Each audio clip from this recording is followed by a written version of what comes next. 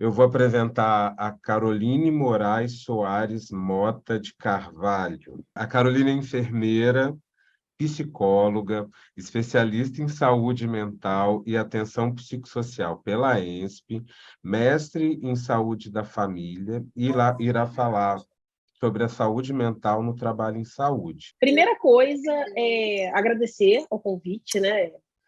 Pensar na questão da saúde mental do trabalhador em saúde é sempre algo delicado. Estava ouvindo, alguém está com o microfone aberto. Estava ouvindo a Liana falar e é muito interessante como muitas coisas compartilham, né? Eu atualmente, além das determinadas e diversas funções que eu ocupo, eu atualmente estou no Conselho Regional de Enfermagem. Sou conselheira, né, no mandato 2021 a 2023, e sou coordenadora da Câmara Técnica em Saúde Mental, que, na verdade, a Câmara Técnica se propõe a fornecer auxílio técnico aos serviços. E o que a gente tem percebido, e quando ocorreu o convite, isso me veio direto à mente, o que a gente tem percebido é quanto as pessoas estão, a categoria da enfermagem especial, tem ido, né, acionado ao conselho por demandas do esgotamento. Então, isso é algo que nos trouxe uma certa inquietação de que, em alguma medida, a categoria da enfermagem especial, mas não somente ela, está pedindo ajuda. Problemas que sempre ocorreram dentro da lógica e da realidade do profissional de saúde, com a pandemia, foram acentuados, né? Eu tendo a dizer que nós não tivemos a única coisa nova foi o vírus, mas todo o esgotamento profissional, a sobrecarga de trabalho, a má remuneração, enfim, tudo isso já era ou já é algo que faz parte da realidade de um profissional de saúde. Então, dentro desse contexto, trouxe aqui uma coisa ou outra escrita, mas vou tentar trazer alguns exemplos, algumas situações do que tem chegado ao Conselho, né? Então, num primeiro momento, mais para que a gente consiga pensar, né, quem são esses profissionais de saúde, né? Quem são essas pessoas, como que se caracteriza esse trabalho, de que forma isso tem sido estabelecido. Então, como está projetado aí para vocês, é uma categoria profissional, de uma forma geral, é uma profissão, né? Exercer o serviço em saúde tem uma força de trabalho que tem sido constantemente acelerada, na formação mesmo, e aí a gente nem está falando da qualidade da formação dessas pessoas, né? Houve sim uma expansão da formação de novos profissionais, mas esse crescimento dos trabalhadores em saúde, ele não é bem distribuído no país. Então, nós temos uma grande concentração na região sudeste e nas áreas metropolitanas, porque se você for pensar aonde esses trabalhadores estão, regiões periféricas, regiões das zonas rurais, das zonas do interior, não é uma realidade. Uma outra questão ainda desse aspecto sociológico do trabalho da saúde é por se caracterizar quase que majoritariamente por uma demanda feminina. E aí nós temos algumas categorias profissionais que esse número são evidentes. A enfermagem, né, 80% da sua força de trabalho é feminina, e é a maior categoria profissional da saúde que existe, inclusive. Mas não só a enfermagem, nós temos também essa realidade na formação de psicólogos e psicólogas, a imensa maioria são de mulheres, assim como no serviço social. Então, dentro do contexto dos serviços de saúde, nós ainda temos essa particularidade de ser uma força de trabalho, de uma participação quase que majoritariamente feminina. Até na formação médica, esse número tem aumentado, né? Nós temos mais médicas sendo formadas nas instituições do que médicos, apesar de, na totalidade, ainda ser masculino. E mesmo quando esses números tendem a ser mais próximos, a gente vai ter diferenças salariais e formas diferentes de encontrar e entender o trabalho desta mulher. Então, quando a gente para pensar no trabalho em saúde, não dá para desassociar a lógica do gênero, né? Então, muitas dessas questões também perpassam por isso. Talvez seja uma reflexão que a gente precise fazer sobre, inclusive, as baixas remunerações para a imensa maioria desses trabalhadores. O rejuvenescimento, então nós temos cada vez mais profissionais jovens dentro dessa área. Passou aí, os números mostram que saiu de 14% para 26%, pessoas entre 20 e 29 anos de idade. Aumento da absorção de empregos no setor privado, né? Então, ainda a maioria é no setor público, né? Então, a gente tem aí um pouco.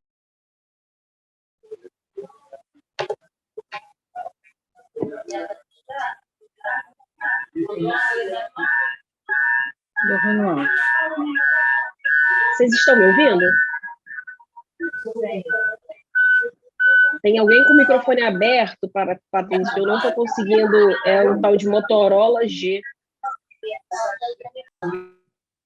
Pronto, eu mesma ativei o mudo da pessoa. Voltando. Então, o aumento da absorção, né, que era muito estabelecido no setor público, ainda é de uma forma bem majoritariamente no SUS, mas o setor privado tem conseguido ampliar o seu escopo, e aí esse caráter privatista da saúde também vai trazer algumas questões. A extensão de jornada de trabalho e múltiplas ocupações por esses profissionais, né, principalmente de nível superior, profissionais de nível médio, enfim. A carga horária é um grande problema. A imensa maioria das categorias profissionais, se não todas, com exceção da medicina, ainda não possui uma carga horária regulamentada, né? Então, a enfermagem não tem uma carga horária regulamentada, a psicologia não tem uma carga horária regulamentada, a fisioterapia não possui uma carga horária regulamentada, e é importante ressaltar que, além da carga horária regulamentada e não regulamentada, também não há uma regulamentação do piso salarial. Então, estamos falando, né, na sua imensa maioria, com exceção da medicina, que são profissionais, na sua grande maioria mulheres, que vão ter que terão carga horária de trabalho exaustivas e sem uma remuneração estabelecida. E até quando consegue, via lei, como aconteceu no caso da enfermagem, que nesse ano teve estabelecido seu piso salarial, virou e ainda está em regime de batalha judicial, né? Setor privado, setores municipais e estaduais, questionando juridicamente o direito, porque agora é uma lei, terão que pagar em algum momento o piso salarial da categoria. Então, o aspecto e o perfil do profissional de saúde, ele não é um perfil simples, né? São trabalhadores e trabalhadoras que, para além de todas as questões que a Eliana, que me sucedeu, falou muito bem, também tem as questões sociais e também as questões que estão extra, ou seja, estão fora do fazer em saúde. Seguindo aqui. Então, algumas profissões, por serem constituídas por essa população predominantemente feminina, como eu tinha dito aqui, enfermagem, serviço social, psicologia, fonoaudiologia, além de todo o desgaste do trabalho em saúde, que é um trabalho desgastante, né? Cuidar do outro é um trabalho desgastante, há também o fato dessa população, desses trabalhadores, dessas trabalhadoras, possuírem ali suas jornadas duplas e, às vezes, até triplas de trabalho. Então, ela trabalha no hospital, trabalha na unidade de saúde, chega em casa e trabalha. Então, mesmo com todo o avanço, se a gente for pensar aí ao último século, ocorreram avanços significativos nos direitos das mulheres, mas o trabalho feminino ainda não é algo valorizado. E aí pouco importa se esse trabalho é ou não dentro de uma instituição. Isso também se aplica às professoras, né? estará sempre relacionado a algo do campo da caridade, porque mulheres cuidam, e se cuidam, cuidam porque são mulheres. Então, no imaginário social, isso também será um fator que pode desencadear uma série de complicações para essas trabalhadoras. No meio disso tudo, surge o adoecimento, né? E aí é interessante porque o adoecimento psíquico, o adoecimento dos trabalhadores, enfim, o adoecimento de uma forma geral, ele pode ou não vir acompanhado do adoecimento biológico, né? do adoecimento físico. Uma das maiores dificuldades dentro da lógica do adoecimento psíquico é, primeiro, compreender que o que está acontecendo comigo não necessariamente irá acontecer com a minha colega. Né? Então, eu trabalho, sei lá, no serviço de saúde mental, trabalho em um hospital, trabalho em uma unidade básica de saúde. Eu e minha colega estamos sob o efeito do mesmo fator estressor, temos a mesma carga horária, recebemos o mesmo salário, cuidamos das mesmas pessoas. E isso não é o suficiente para dizer que nós iremos ou não adoecer psiquicamente. Porque isso tem a ver com a individualidade. Né? Cada indivíduo terá uma estrutura estabelecida. Então, para além daqueles fatores que disse, né? Por que será que as mulheres adoecem mais psiquicamente do que os homens? Né? O que será? Há aí uma tentativa desenfreada de tentar provar que tem vinculação pura e simplesmente biológica, hormonal, o que não é uma verdade. Né? Então, a gente precisa pensar. Se, de novo, falando um pouco da categoria profissional da enfermagem, nós somos uma categoria gigantesca, são mais de 2,5 milhões de profissionais no Brasil, aonde apenas no estado do Rio de Janeiro eu tenho 334 mil profissionais de enfermagem. Desse número, um pouco mais de 200 mil são de técnicas de enfermagem. Então, eu preciso compreender aonde estão essas pessoas, quais são as características dessas mulheres que exercem a enfermagem no nível médio. Elas são periféricas, elas são as principais arrimos de família, elas são negras e elas precisam cuidar de todos. Então, quando eu paro para ver quem está adoecendo mais, eu encontro esse perfil. Então, não dá para pensar, inclusive na saúde mental do trabalhador, sem pensar na conexão e no estabelecimento entre gênero, raça e classe. Tentar fazer qualquer discussão séria e honesta, sem buscar essas questões para além da individualização, vamos ficar andando em círculo. Né? Então, é preciso ampliar a discussão. O adoecimento psíquico quase sempre é identificado a partir do sintoma manifesto latente ou latente, que de alguma forma pode interromper a qualidade de vida até então vigente. O adoecimento biológico apresenta uma manifestação psíquica, como ansiedade, depressão, fobia. A gente tem tido de forma preocupante o aumento de casos de profissionais de saúde afastados por questões psíquicas, né? O que a gente vai chamar de transtornos mentais. E isso precisa também ser analisado. Quando eu individualizo um problema, se eu tenho uma grande população adoecendo, só individualizar o problema não vai resolver. Eu costumo brincar que, às vezes, quando eu vou falar sobre temas relacionados à saúde mental, algumas pessoas acham que eu vou falar de doença, né? Que eu vou falar de transtorno. Não vou. Isso não significa que eu não reconheça, não entenda que eles existem e eles estão aí e pessoas acabam sendo diagnosticadas. Mas a gente precisa, inclusive, pensar nos diagnósticos. Eu sempre fico com a sensação que se nós temos um aumento de casos de depressão, de ansiedade ou de fobia, ou se nós temos um aumento de diagnósticos, são coisas distintas.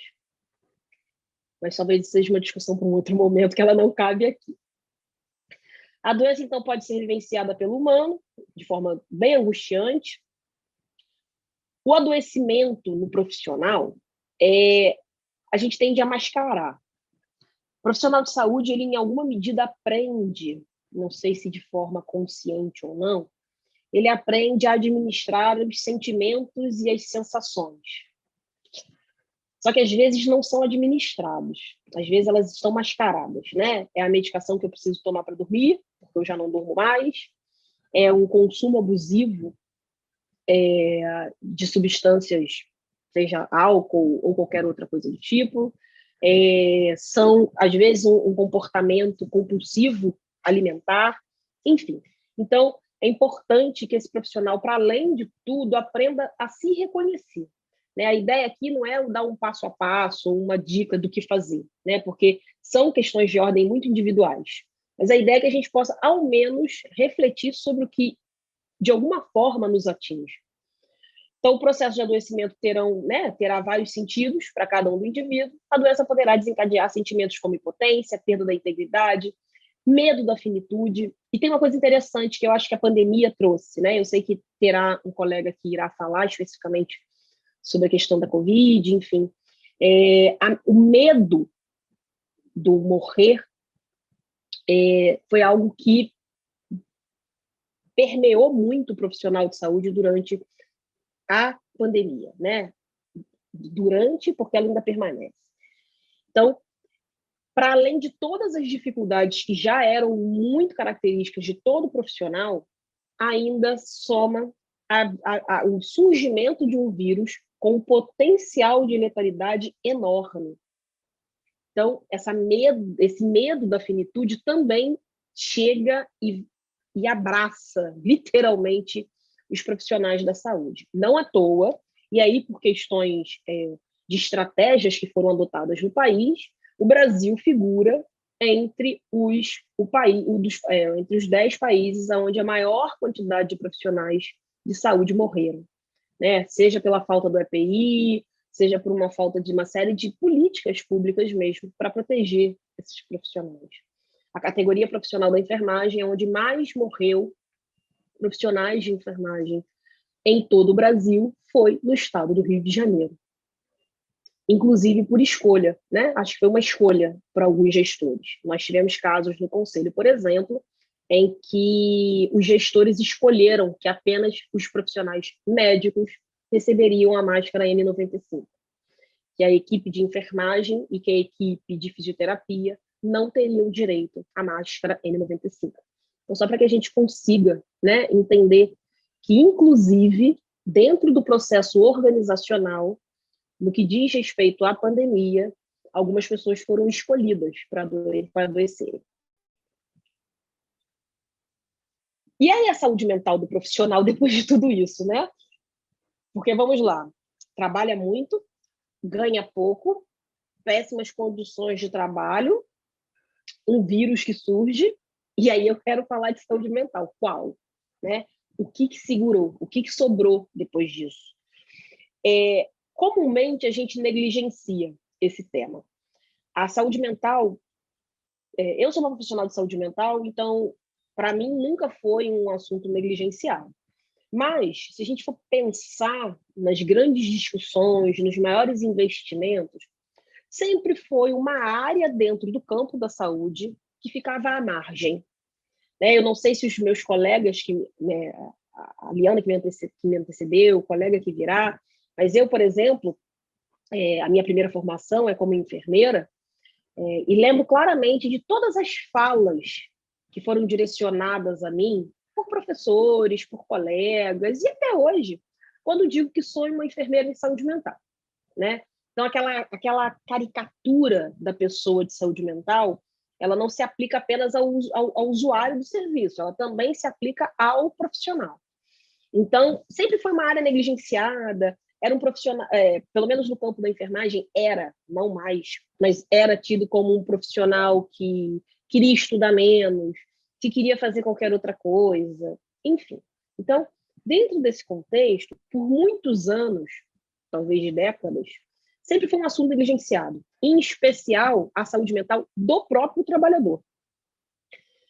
E aí é negligenciado por todo mundo, por gestores, né? As organizações pouco se importavam com isso, pelos próprios colegas de profissão, né, que, ao olhar para o outro adoecido, iriam dizer coisas como frescura, não está querendo trabalhar, e o profissional em si, por negar, né, negar que o adoecimento ou que essas questões pudessem trazer complicações para o serviço. Então, alguns profissionais vão falar sobre isso abertamente, né?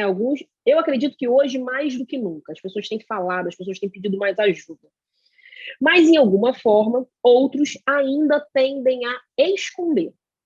Ele esconde que está fazendo um tratamento psiquiátrico, por exemplo, que precisou fazer uma consulta, que está fazendo uso de medicamentos, que precisa se afastar por algum tempo, o psiquiatra vai lá, dá o atestado, pede para que ele se afaste um pouco.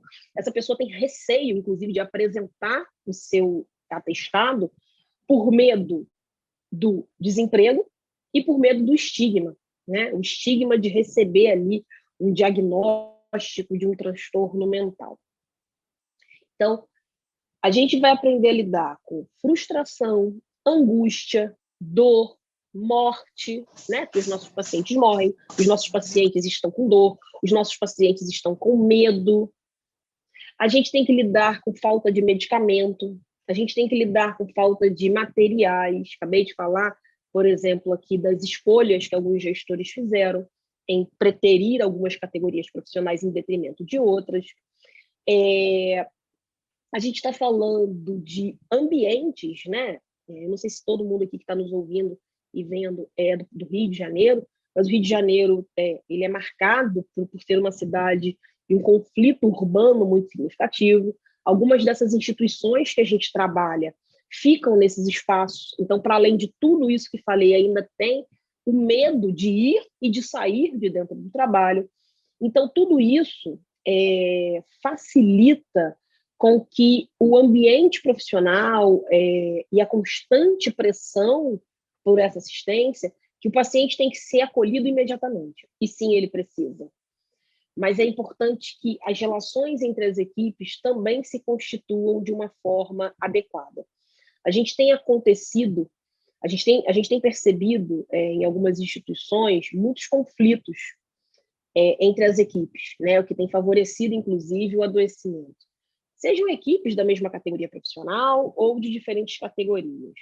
E quase sempre isso tem a ver também com o processo organizacional, né? Nós temos discrepâncias salariais absurdas. Nós temos lugares que vão pagar, vou dar um exemplo aqui, né, sem citar nomes, R$ 2.000 para uma categoria profissional e 15 mil para outra. Então, quando você já faz um estabelecimento desta maneira, de desproporcionalidade salarial, você já cria no imaginário desses próprios trabalhadores de que um vale mais que o outro. E quando um vale mais que o outro, dentro de uma lógica de um sistema de saúde multidisciplinar, eu tendo a favorecer conflitos, angústias, dificuldades, sobrecarga e conflitos entre os profissionais. Cada uma dessas categorias profissionais, a medicina tem as suas responsabilidades, a psicologia tem as suas responsabilidades, a enfermagem tem as suas responsabilidades, a fisioterapia, enfim, cada um tem as suas atribuições profissionais. Não é uma relação hierarquizada, né? É uma relação verticalizada, onde todos os saberes se unem, ou pelo menos deveriam, em nome do cuidado àqueles sujeitos que lá estão. Então, a enfermagem terá suas características específicas, a psicologia, a medicina, mas no que separa suas próprias diferenças, suas próprias questões, existem as questões que são comuns, que são compartilhadas entre esses profissionais. A sobrecarga é um caso clássico, porque, mas, sei lá, o psicólogo, ele passa no leito, pensando aqui numa lógica hospitalar, e vai falar com o familiar. A enfermagem permanece, né? A categoria da enfermagem é sempre a que vai falar isso, né? Eu sou um profissional que permaneço. A fisioterapia vai lá, faz o cuidado, sai. A medicina vai lá, faz a visita, faz o cuidado e sai. A enfermagem é que faz a vigilância. sem nunca ninguém ter perguntado para a gente se a gente quer fazer essa vigilância, inclusive, só é posto. Mas isso não significa que, por exemplo, o trabalho do fisioterapeuta ou do psicólogo não seja menos solitário. Às vezes ele é a única pessoa para decidir aquilo sozinho. E quanto de responsabilidade tem sobre aquilo? O médico será aquele sujeito que será 100% responsabilizado sobre uma medicação, por exemplo. Então, há sim as questões individuais de cada fazer, mas também existem as dificuldades, né? Quantos de nós, eu não sei quantos aqui já trabalham ou possuem essa realidade, a gente sabia o que fazer, como fazer, quando fazer, mas faltou gente, faltou material e faltou equipamento. E é muito difícil no outro dia achar que nada deu certo. Aqui, rapidamente, apesar de não ser algo para que a gente fique falando dos principais transtornos, mas para que a gente cite, assim, eu fui buscar essas informações. Aqui está basicamente alguns transtornos que mais vão acometer os profissionais de saúde. Não é uma ordem, tá, gente? De o que mais acomete ou não, até porque esses números são subnotificados. Mas aparece ali dos transtornos mentais, vão aparecer depressão, a síndrome do esgotamento ou burnout, assim como Liana também tem várias ressalvas sobre o burnout, mas enfim, está posto, é uma realidade, inclusive entrou, né, no critério de doenças ocupacionais, enfim. Transtornos de ansiedade, os distúrbios bipolares, esquizofrenia, o transtorno obsessivo-compulsivo, ataques frequentes de pânico. Com a pandemia, a gente conseguiu localizar muito isso, esse aumento significativo, transtornos de ansiedade. Fiz parte de um projeto do COFEN, do Conselho Federal de Enfermagem, que eles intitularam de Enfermagem Solidária, que era basicamente o acolhimento das categorias através de uma central de atendimento, né? E aí, foi no site, eu achei no site do... foi da Fiocruz, depois eu passo para você, tá no finalzinho, tá? Eu vi aqui que colocaram, que pediram os dados. E aí, nesse contexto, foi muito significativo a quantidade de pessoas que a gente ouviu. Nós fizemos mais de 2 milhões de acolhimentos, óbvio que repetiam os profissionais, e o que a gente tem percebido, nós vamos retornar com esse projeto, porque agora a solicitação da categoria é o medo de passar por tudo novamente. Com o aumento dos casos, a categoria está com medo de que retorne. Então, o medo, né, é a ansiedade, a antecipação desse processo. Então, transtornos de ansiedade, esgotamento, depressão, os ataques de pânico são questões muito frequentes entre a categoria profissional. A síndrome do esgotamento, ela só vai ser estabelecida dentro de uma lógica do enfrentamento, se for da cultura organizacional. Não adianta individualizar o problema. O que, dentro da organização que essas pessoas estão trabalhando, está sendo feito para minimizar essas metas, essa forma. Eu vou usar uma frase que a Liana falou agora há pouco, não foi bem a frase, né, mas nós temos um subdimensionamento, né? Às vezes vamos encontrar um único psicólogo para o hospital inteiro, uma única enfermeira para um andar inteiro, um único médico para 2, 3 andares inteiros. E aí, no final, estão querendo saber por que o profissional está esgotado. Eu precisei fazer uma audiência com uma profissional que está respondendo a processo por conta de um erro de medicamentos. E aí, quando a gente vai buscar as documentações para entender, né, por que daquele erro, a gente se depara com uma enfermeira responsável, a única enfermeira de um andar com 78 leitos de pacientes pós-operatórios. Uma enfermeira para 78 pacientes de pós-operatório. Ela errou na hora que ela administra a medicação. Isso é um fato. Mas ela não errou sozinha. Quem assume de deixar uma única profissional atendendo 78 pessoas que precisam de cuidados imediatos pós-cirúrgicos, errou junto com ela. Favoreceu que ela errasse. Então, para além do erro com o paciente, também coloca em risco a saúde dessa profissional. Então, se não pensar numa cultura organizacional, a gente tem vínculos trabalhistas cada vez mais escassos, estamos esgotados, estamos ganhando cada vez menos e cada vez com menos direitos. Essa lógica neoliberal agressiva para dentro dos serviços da saúde não vai acabar bem. Não vai acabar bem. Né? Vai acabar do jeito que a gente está vendo. Profissionais esgotados, afastados, cada vez mais inseridos nas questões psiquiátricas e pacientes que vão correr risco. Porque quando eu tenho um profissional adoecido, eu estou colocando em risco a segurança do paciente. Então, pensar na saúde mental do profissional é também pensar na segurança do usuário do sistema de saúde. Porque, senão, a gente está num ciclo, né? Ficaremos num ciclo que não se quebra. Aí, aqui, rapidamente, eu falei, põe ou não põe? Isso aqui foi um slide que eu fiquei pensando. Coloco ou não coloco? Coloco ou não coloco? Ô, Carol, Carol, é só porque você tem 1 minuto.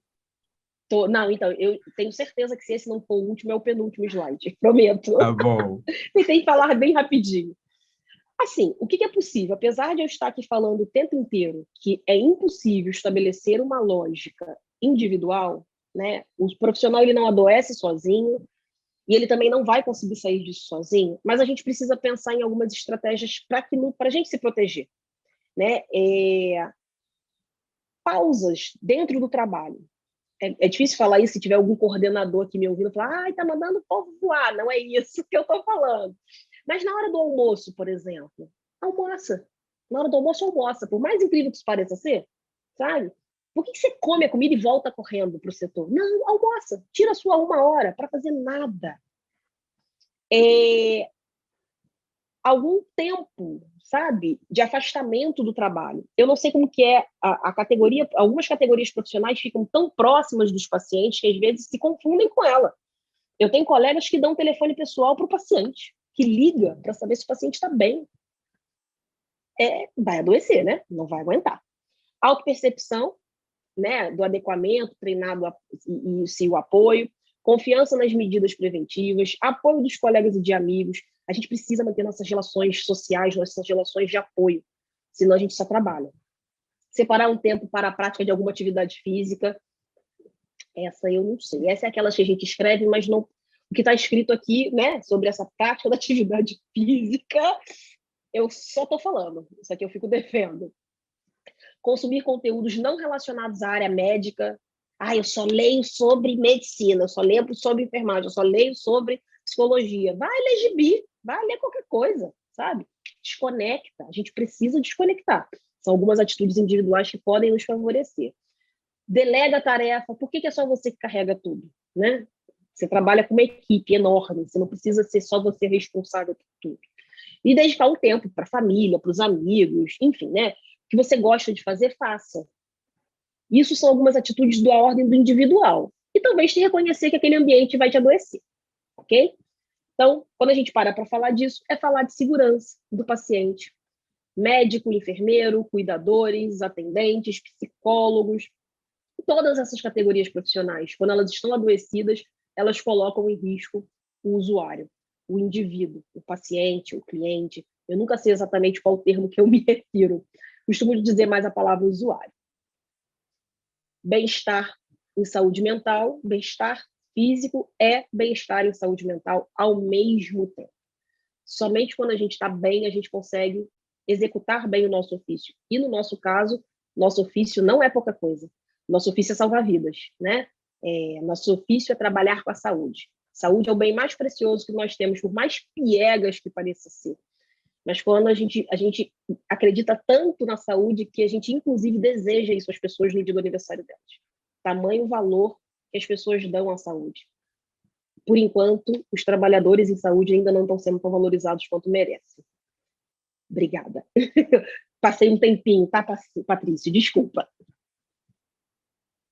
Carol, você passou um tempinho, mas o povo adorou. Não sei o que você pode acompanhar aí. Todo mundo falando que passou algumas coisas eu consegui ler.